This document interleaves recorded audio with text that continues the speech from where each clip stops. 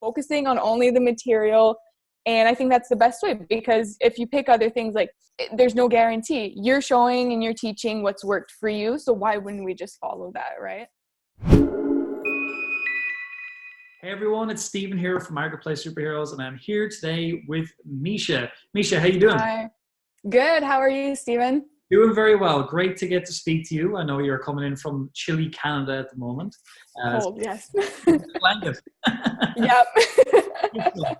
Well, look, what I thought we'd do today, we're just here to talk a little bit about your story, how you went from no Amazon business to an Amazon business. I've got a couple of things that you don't know I'm going to actually ask you about in the talks. That'll be interesting as we go along. Hey, share some advice and stuff like that at the end, okay? Sounds good. Yeah, there's a couple things with my first product that I wanted to share, things that I would have liked to hear, or that would have been really helpful to hear when I had first started out. So I'll definitely get in detail with those. Right, nice one. Okay, well, let's start nice and simple. Like for me, I think a really good thing to hear is like, where was the moment where you figured out Amazon was the thing you wanted to do?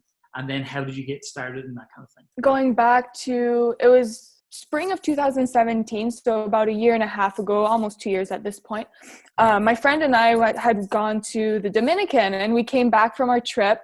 And I just remember not wanting to go back to work. I was just like, here we go again, just the typical. And for those of you who don't know, I used to work just like a 9 to 5, Monday to Friday, what a lot of people end up doing for 40 years. So I was like, okay, like I already didn't want to do it anymore. And it had only been like a year or two. I'm like, I want something different. I want something that I have more control over my hours, when I worked, where I worked. And I always had that entrepreneurial side in me and wanted to do something myself, something that, you know, the more effort and time you put in, the more results you get. Where I worked, it was you get paid for the amount of hours you put, regardless of if you get, you know, X amount of things done or nothing done that day, you get paid the same. And I always felt like I had that side in me that really wanted to put the work in something and see the results. And at my job, I wasn't really getting that. I was just, you know, getting the same thing in and out same day. Yeah, after that, I spent a lot of time on YouTube, and I was always into people who were entrepreneurial. So I was watching a lot of their videos, and then I stumbled across a video that talked about this girl who was selling X amount per month on Amazon. And I listened to her story, and it seemed very achievable. The way she talked about it, she said it was a lot of work, but it was worth it. So it didn't sound like a scam, which a lot of people make things sound really easy. And that's when it's, okay, no, it's just a scam. You're going to be a millionaire. Brilliant. Exactly. So yeah, no, she wasn't talking like that. She was talking about her real struggles that she had and kind of how she got to the point where she is at today. And it really inspired me. I figured I want to do this. And she had the Marketplace Superheroes course linked in the description, and I took it, and it just went from there. I was really motivated at the beginning because I really, really wanted it. And of course, over time, you know, the motivation, you know, goes up and down. So it's really something where I feel like I knew my why, and it was a really strong why. I really, really wanted to work from home, just from my laptop, whenever I wanted, wherever I wanted.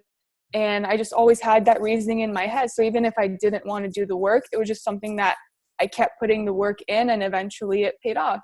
Fast forward to today, and we'll jump back and forth between timeline.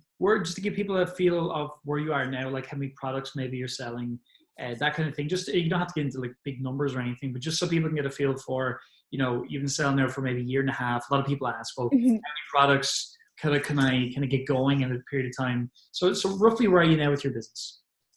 So in my own business, I have 5 products up right now. I'm working on my 6th, and I did the Superhero Live program. So I filmed some of my journey as well, and have 4 products up from there. So maybe a total of 10 products around in total that I've sourced. Yeah, exactly. So you've launched 10 products. That's great. Mm-hmm. That's huge. You know, and again, for any of you watching, you know, Micha did this. She talked about this thing called Superhero Journey. We call it now. We changed it. Okay. Many of you will have access to that when you enroll. Certainly when you enroll in Origin and things like that, you'll get that. So you can check out Micha's kind of journey there, which is really, really interesting. So 10 products. That's great. And congratulations, by the way. That's really Thank you. Thank you so much. So, okay, so you're in a situation where you knew you wanted to quit your job like myself. You figured out Yeah. okay, Amazon looks like the right way to go. And so you've done really well in this period of time. So then let's just talk about some of the things you've learned along the way. Because for me, in this market, one of the big things I see continually is like people are talking about all these crazy hacks and tricks you can do. And I'd like to kind of look at with the products that you have that are selling for you now of your 10. Like, did you get into any of that kind of stuff, or what's been your experience of that? Oh, you have to do this to succeed. Yeah, like the videos you see on YouTube where people say like do this and then get this result kind of thing. Yeah. Is that what you're referring to? It's a magic tool, and you're gonna be number one ranked on Amazon. Yes, I'm not gonna lie. At the beginning, when I started the course, I was following the material, but I was always curious about, like, I was always on YouTube and all these things would pop up and I would go watch this video and that video. And it didn't take much time to realize that, I implemented what you guys showed and it worked. When I would try these like things, do this, do that, you'll get this result and that result. It just didn't work. Like you say, it's not about picking and choosing from one. I think it's mentioned in module 1, from this course, that from that course, a la carte. Yeah, it doesn't work. I've tried it. Don't do it. And I quickly stopped. Yeah, after that, I was like, no, focusing on only the material. And I think that's the best way, because if you pick other things, like there's no guarantee. You're showing and you're teaching what's worked for you. So why wouldn't we just follow that, right? Yeah. So you probably do a little bit of maybe Amazon PPC at this point for your products, or are you? I do. Yes. Yeah. And you found that's been helpful for you, right? Yeah, I found it's been helpful. It's something that I'm always working on tweaking over time. It's definitely not something I've just put up and left. Well, I've done that before, but then when you come to realize like, oh, I spent a little bit too much money on that. You're not profiting, or you don't realize it until you run all the numbers and you make those adjustments and see, okay, I can spend this amount per day and still be profitable. Yeah. So Micha, something else I think is really interesting about your story so far is like, you've obviously grown your Amazon business yourself, and that's still growing. We'll talk about time, a little bit more about the timelines behind products and stuff. But one thing you've done very well also is you created a side income for yourself, actually consulting with another Amazon business. I think it's a big side benefit of learning the methodology that we teach, because you can literally take your skills there and apply it to an existing business. So maybe talk a bit about what your experience has been there. Yeah, 100%. So I think once you learn the process and you go through the material, a lot of it is the same thing over and over. You learn the material and you just repeat it to multiply the amount of products you have, which in turn will multiply your income. But it's also a skill that you have now. You can teach other people how to do it. You can do it for other people. If they're willing to pay you and you agree with that, you can basically do it for other people. And I think it's a great skill to have, because a lot of people get in this business and it's pretty passive, but also you have to be reporting consistently to make sure that everything's on track, or if you need to make any adjustments to know to do so. So once you have that skill, anyone who is running a similar type of business, they might want to make it even more passive and not have to do the reporting from time to time. Even product research, if they don't want to put in the time to do product research and they trust your skills with that, you can go ahead and do that and make a side income doing that. So I've done that myself. Like I've said before, my main goal was just to work from home. I have no problem putting the work. It wasn't that I didn't want to work. It was that I wanted just more freedom with my work. So I had no problem doing that. And I thought it was a great opportunity because it allowed me to, do my work, but on my terms. So it was a win-win situation. Yeah. And the great thing now is that you do work from home. Also, just to be completely transparent with everybody, she also helps us out a little bit too at Marketplace Superheroes. She does a little bit of help with some group coaching and stuff like that for people just starting out. So and the reason that happened again was down to the fact that you applied yourself, you got products in stock, you got moving, and that's why you're in that position now. So just for anyone watching, that's what Micha now does. But also, Micha, it's not like we personally mentored you the entire way. Like, you took the material from the program, you've had some help along the way, but ultimately a little bit of coaching plus program, and you got those results yourself. 100%. Yeah. And the coaching was super helpful. I started on my own, just, asking questions in the group as well whenever I had questions, or looking them up, getting some answers, which was really helpful. And then when I did end up doing the superhero journey, it was really helpful to get some feedback on my research. And I feel like that helped a lot with my confidence in the research process, getting the feedback, from what I was doing. Absolutely. And that's it. And so that's important, critical to have a system that works and you've implemented it really well and is continuing to do so.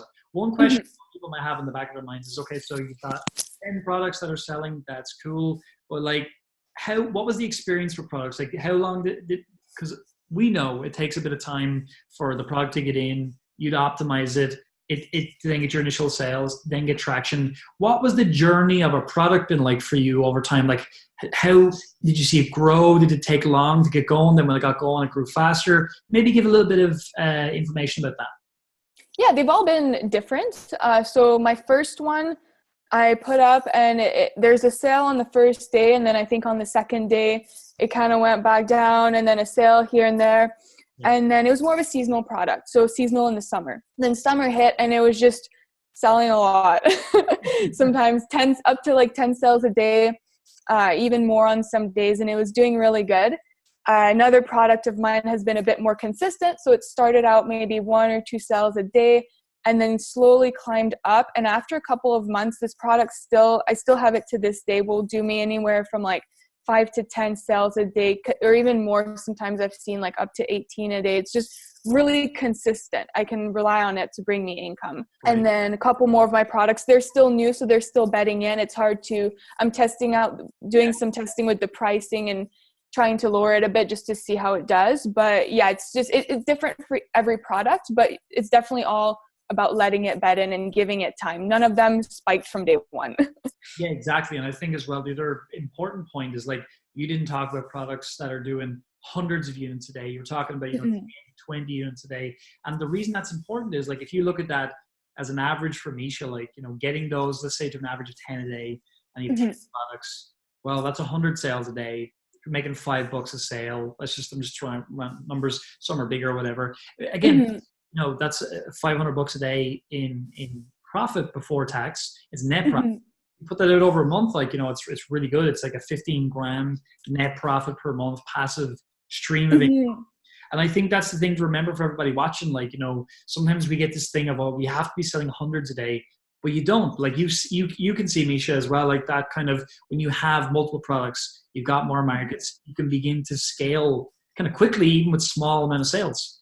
Yeah, and I also wanted to add in there too, it's a good point that instead of having one product that sells 100 a day, that's a lot of pressure to put on one product to perform. Yeah. And a lot of times to have a market that will have that amount of demand, I think you have to get in a really competitive market. And I have 2 of my products that are in competitive markets, and it more competitive than what we teach. I sourced them when I was less experienced with research, and now I'm realizing that they're not the best products to go for. So I'm going to sell them and they'll sell out and then move on to newer, better products. But I'm realizing that when you get into these competitive markets, that where the top sellers are selling hundreds a day, it's really challenging to get to the top. So it's not necessarily the best way to do that. And a lot of people on YouTube, it's, they'll claim that they're doing that, but we don't know how many ads they're running. We don't know how many giveaways they're running. So we don't know how much profit they're actually making. And I think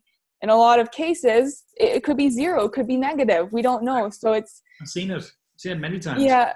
Whereas, this strategy that we teach, which is honestly a very basic, simple idea, but it's obviously tricky to implement, takes a bit of learning. But you've got plenty of products selling small amount of units a day in multiple markets. And that's where you scale. Now, also, Micha, like in the past, we sold products that sold hundreds of units a day in the past. The thing with those products was, you're right, like, for us, they were making up such a big part of our business. They were putting so much emphasis in that part of the business that it was actually, now we've learned a lot of things since then, but it was difficult for us to scale that because we had so much, money tied up and things like that here that we couldn't launch all these other products. Of course, now for everybody watching, it was funded. We would have learned that, but it's a long time ago. So I think, there's selling hundreds of units of something, it can be seen as the goal, but actually the goal is to make money. 100%. It's making money every single month. She's now working from home, which is great. She's got some consulting gigs with her skills. this is a path that you watching now can follow, because there's literally millions of sellers that are there around the world. Most of them don't do private label. Most of them are in wholesale markets and stuff like that. But the point is that for you watching, you're building real skills. There's a real demand for, and the thing is right now is that e-commerce still only accounts for 12% of retail sales. So for you now, what's your kind of focus with your own business, your Amazon business specifically, over say the next 12 months, 24 months? So I've been really happy lately with it. So I haven't put as much work as I wanted, as I should have lately. So I really want to reassess my goals and get really focused on what the next steps are, because I would love to, I live in Canada right now. So the past couple of years, I've really wanted to move to Toronto. And for those of you who don't know, the rent is just a lot more than here. It's one of the most expensive cities in Canada, but I really want to live there for a couple of years of my life. It's just something that I've always wanted to do. And I feel like if I don't do it and I settle down somewhere else, I always feel like, oh, I should have done. So anyways, that being said, it's just something that I really want to do. And to achieve that, I want to be making more profits per month, because it'll make me more comfortable with paying the extra amount in rent. So yeah, just getting more products up, defining exactly, I have it written down exactly how much I need, or I want to be making to make that move, how many products I would need, but I need to go back and reassess that, because that was before Christmas. But yeah, that's kind of the next steps, is it would take me about maybe 5 more products to get there on average if they perform well. So always have a little bit extra, or extra products in mind, because we never know how they're going to do until they're in. So some will do better, some won't do as good. So it's good to have a choice to pick from. And so, yeah, that's kind of where I'm working to get on next. So maybe so you're talking about maybe 15, 20 products you're going to be at in the next 12 months, something like that, which is a really good goal. That's something I can see is completely achievable by you, which is awesome. So for everybody watching, that's just Micha's story. What I would say, Micha, is some advice just before we leave. I know you had a couple of things you want to touch upon. So let's kind of give some advice you have, and then we'll wrap up today's call. Awesome. Sounds good. Okay. So yeah, the first product, I think something that people struggle with a lot is doing the initial investment, pulling the trigger on the first product. That's something I struggled with. And we see it a lot of the times in the group. People will make a comment or ask questions. I'm not 100% sure on that product. Anyways, they'll just be struggling with pulling the trigger for the first time. Yeah. And I just want to tell people that my first product started selling in December of 2017. So from when I got the course, it took me a couple of months to place the order, get the product in. I had what we call it, one product obsession, right? I was focused on that product. It was the only one that was ever going to be successful for me. So I went for it. And I made a couple of mistakes with the market. It wasn't the best. Like I said, it was seasonal. The price wasn't the best. It was something that competitors sold at $7. So, I took that $7 price point, but now I've learned that it's always good to give yourself a bit of room if we ever need to lower your price, do some PPC, things like that. So that was kind of the one thing. But really what I wanted to talk about was that it wasn't a successful product, but I didn't lose any money. I sold out. I ordered, it was about 1,000 units. It was like 900 and something, which is a lot for a first order, but I just couldn't find a supplier that was willing to do less. And like I said, I had one product obsession. I wasn't gonna do any other product. It was that one that I was starting with. So I found a supplier that could do 900 units, which was low compared to all the other suppliers wanted me to order. I had contacted like 15, and by that point I was like, no, I'm just gonna do it. And so it took me about a year to sell out. And I calculated everything. I was reporting each week, so I knew how much I was making, how much I wasn't making, etc. And I think I made $20 on that investment, but I got it all back. So that's just what I wanted to share, is that even if you pick a product that is not a success, well, first of all, I would have been fine with not getting my investment back, because I learned so much from doing all that. And second of all, I think a lot of people are worried about losing out their investment. Once they put it out, they'll never get the money back. This is an example of a product that was not a success. I got it all back. Plus I learned so much along the way. So I think that's an important point to share, that I wouldn't have realized going in. I just thought, oh my God, I'm putting $2,600 on the line. Like, I'm never going to get it back. And then in a year, I got it back, and I learned how to do everything that I know now. So it was a good experience overall. Yeah, it's a great point you bring up, because I was the very same. My first product, I always talk about it. It was the cream canvas wardrobe. I hate a damn thing. But you want to know something? It got me over so many things, because you're going to change so much when you start a business. At the end of the day, I think it's important to also realize that businesses in the US that do actually over $1 million a year in revenue, it's less than 3% of all businesses do that, right? So I think the whole thing of like the 7-figure thing and all of that like everybody is like selling you, let's face it, watching. You don't need that. Like, I mean, Micha's, she broke even on her first product, learned it, like you just said. I was the very same. You watching, maybe your first product will be a great success. Maybe it'll break even, but it doesn't matter, because the only purpose of the first product, like Micha just said, is to pull the trigger. And look, Micha, you pulled the trigger on 9 more products since then, right? And they've done a lot. Exactly. I placed an order for the second one a month after for the second product. So it was just, sometimes it's just getting over the hurdle of the first one, and then you can do the next ones after. A lot easier. It's a lot easier to pull the trigger after. Absolutely. Well, that's great. Well, look, if there's anything else you want to finish up on, we will, or we can just finish up for today. You got anything else? No, that was kind of all my points for the first product. Is just that I think it's kind of normal to get that one product obsession at first, because it's really hard to do your market analysis when you don't know what to compare it to. Now that I've gone with that product, I also have like a product journal. So I have notes on each product, what's worked and what hasn't worked. And I try to figure out why, so that I can apply it to the next products. And I think the more time that you do that you pull the trigger on a product, analyze how it's doing, maybe figure out what went wrong, what went good, and apply that to the next products, that's key, because you only get better and better from then on. That's great. Well, look, it's super to hear from you. Great to see you doing well. Look forward to hearing about 15, 20 products that are all selling well for you in the next 12, 18 months. And obviously, anybody watching this, you'll likely get to hear from Micha. She talks a lot about research, because that's kind of what I think Micha's real great area of knowledge is right now. And she's brilliant at it. So thank you. Yeah. And so those of you come in, you get to listen, you get to hear from Micha, you can speak to her and stuff like that. And that's it for me. I just want to, before my internet dies, I'm sure it will, thank you for watching, everybody. Look forward to seeing you in the program. And again, thanks a million, Micha, for coming on today. Awesome. Thanks for having me.